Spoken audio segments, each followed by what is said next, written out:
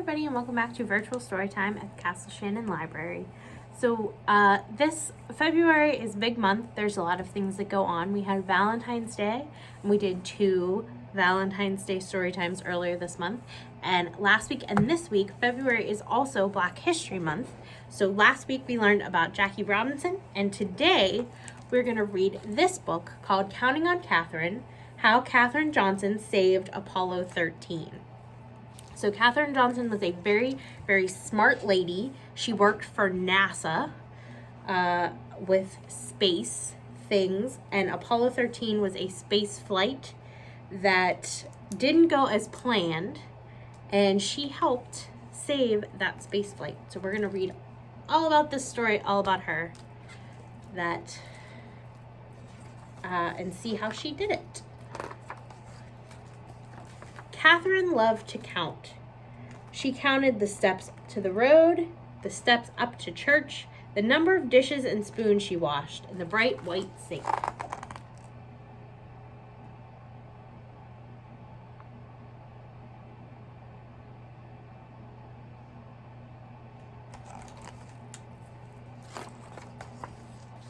The only thing she didn't count were the stars in the sky.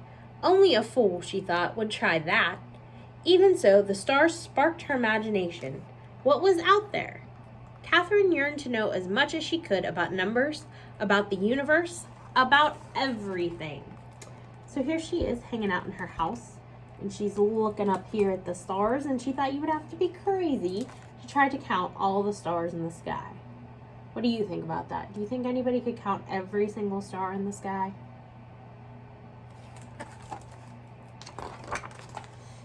Katherine's boundless curiosity turned her into a star student. She was so bright, she skipped 3 whole grades. She catapulted right past her brother. He wasn't too happy about that. That's the unhappy brother right there. So she skipped 3 grades, and she went right on by him.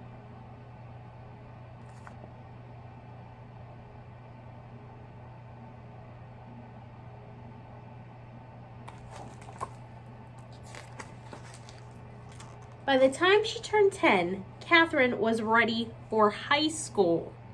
So most kids, you don't go to high school till you're 14, maybe 15. Back then, America was legally segregated by race. So that means that white kids and black kids did not go to the same school. Her town's high school didn't admit black students of any age. Katherine burned with fury. She wanted more than anything to keep learning. There was still so much to know.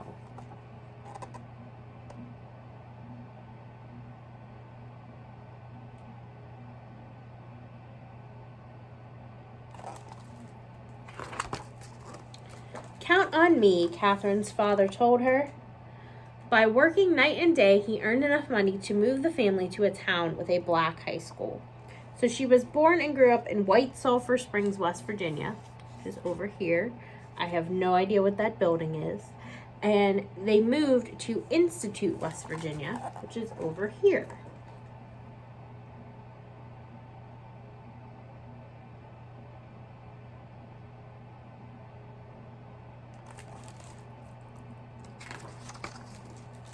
Katherine loved high school. She was good at every subject, but math was still her favorite. She dreamed of becoming a research mathematician, making discoveries about the number patterns that are the foundations of our universe. In those days, though, there were no jobs as research mathematicians for women. Professions most available to them were teaching and nursing. So Katherine became an elementary school teacher. She liked her job and she loved her students, but she never stopped dreaming about exploring numbers.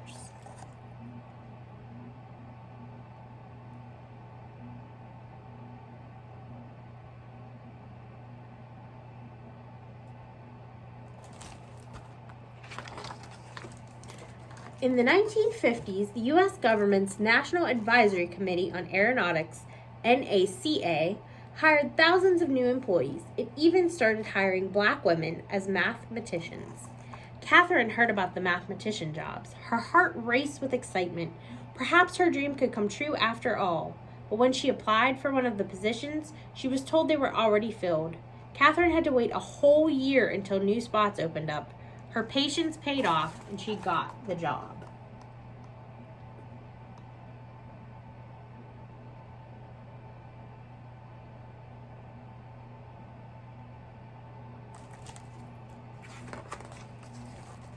A few years later, the Soviet Union sent a rocket ship into space, launching a space race with the United States.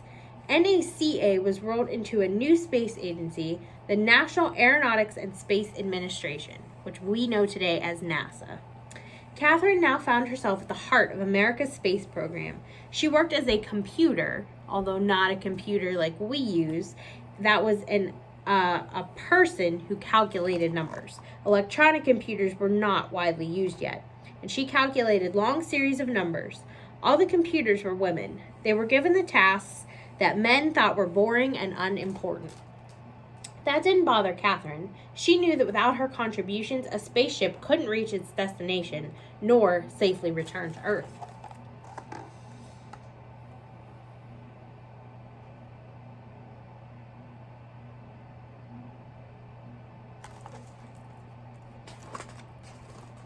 Here's why. Sending a rocket ship into space is like throwing a ball into the air. At first, the force of the throw sends the ball up, up, up. But as its energy runs out, the ball's path curves back towards the ground. Where it lands depends on what angle it was thrown and how high and how fast it flew. Because math is a kind of language, Katherine could ask those questions. How high would the rocket ship go and how fast would it travel? Using numbers. And numbers would provide the all-important answer, where would it land? To find out, Katherine plotted the numbers she calculated on a graph. When she joined the points together, they formed a curved line. At one end of that line was Earth at the time the rocket ship launched. At the other was where Earth would be when the ship landed.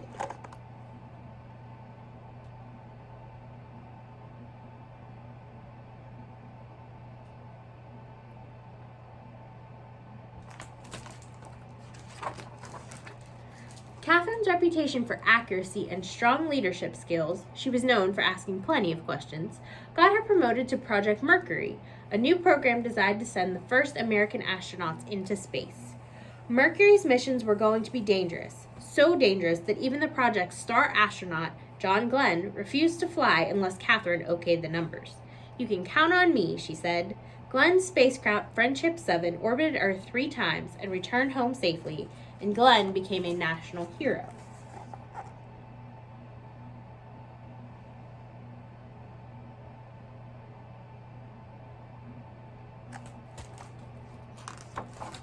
Katherine was promoted again. Now she was asked to calculate the flight paths for Project Apollo, the first flights to the moon.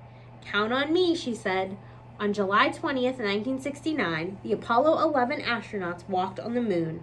Their feat was celebrated around the world. More triumphs followed. Apollo 12 rocketed to the moon in November 1969.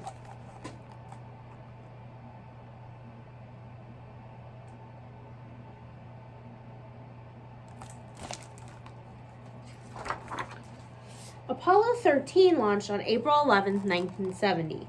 But on the third day of Apollo 13's flight, the worst thing happened: an explosion in space. Could the crippled spaceship make it to the moon? And if it didn't, would it be able to get back home to Earth? The 3 astronauts on board were in grave peril.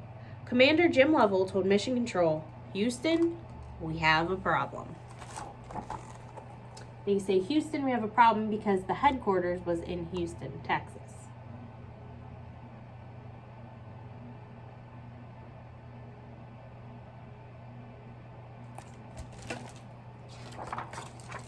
Back on Earth, Katherine Johnson got a phone call. Her flight path calculations would have to be done all over again, and perfectly. It would be the toughest challenge of her life. Katherine told Mission Control, "You can count on me." She rolled up her sleeves and took a deep breath and began doing the math. She worked hard and fast. A few hours later, Katherine's calculations were finished. The flight path to return home would take the ship around the far side of the moon. From there, the moon's gravity would act like a slingshot to zing the ship back to Earth. To get home, the crew of Apollo 13 would have to follow Katherine's course exactly by burning off fuel at precise intervals. If the astronauts made a mistake, their ship would drift through space forever.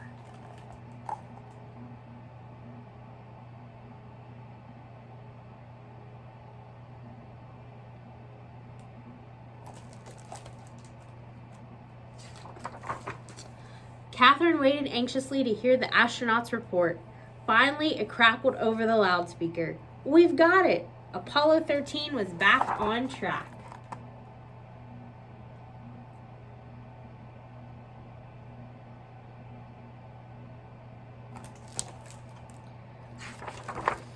Katherine Johnson had done it. She'd brought Apollo 13 home. She was no longer the kid who dreamed of what lay beyond the stars. She was now a star herself.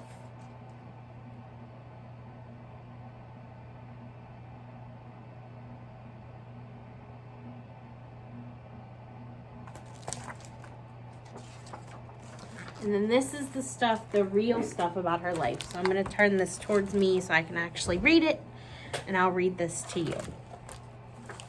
Katherine Johnson was born on August 26, 1918 in White Sulphur Springs, West Virginia. Her mother was a teacher. Katherine assumed she'd grow up to be a teacher too. From her youngest days, it was clear to everyone that Katherine was extremely bright.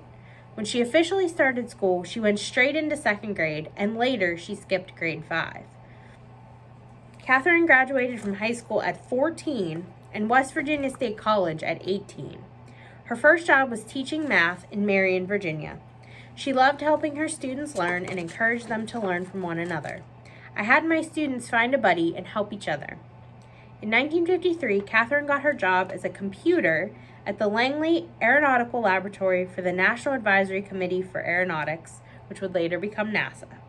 To counter ingrained sexism there, she had to develop more than math skills. We needed to be assertive as women in those days, assertive and aggressive. Still, Katherine was out of the research team's all-male briefings. Eventually, they got tired of answering all my questions and just let me in. Spurred by competition with the Soviet Union, the United States ramped up its own space program in 1958, and Katherine became an aerospace technologist when her team joined NASA. By the late 1960s, NASA estimates more than 400,000 people were working on sending a man to the moon. Katherine says the whole idea of going into space was new and daring. There were no textbooks. We had to write them. We wrote the first textbook by hand. Katherine did her calculations on mechanical tabulating machines. By 1961, electronic computers were coming into wider use, but many people, including John Glenn, didn't trust the computer-generated numbers. Call Katherine, she remembers him saying. If she says the number is right, I'll take it. Her role, however, always involved more than mere number crunching. It relied heavily on hunches. By letting her imagination run free, Katherine developed a key backup navigation system that used the stars as guideposts. Katherine's contributions were crucial to the America's space program. She calculated the trajectory for Alan Shepard's first flight into space and devised the trajectories for space capsules and lunar landing modules. She co-authored 26 scientific papers, including a groundbreaking report on the theoretical underpinnings of spaceflight. Later in her career, she worked on the space shuttle and on a satellite project that searched the globe for underground minerals and other natural resources from space. In 2015, Katherine received the Presidential Medal of Freedom. Despite her many achievements, Katherine never liked to take any credit. Her reason? Because we always worked as a team, she says. It was never just one person. And that is the end of our story. So we hope you learned a little about her. Since she helped with Apollo 11, 12, and 13, all of which were either made it to or were set to make it to the moon, we're going to make paper plate moons today for our craft. So if you would like to come get a make and take kit for that craft, we do have it. And we hope you enjoyed this story time. We hope you'll join us next week, and we can't wait to see you back here at the library again. Have a great day.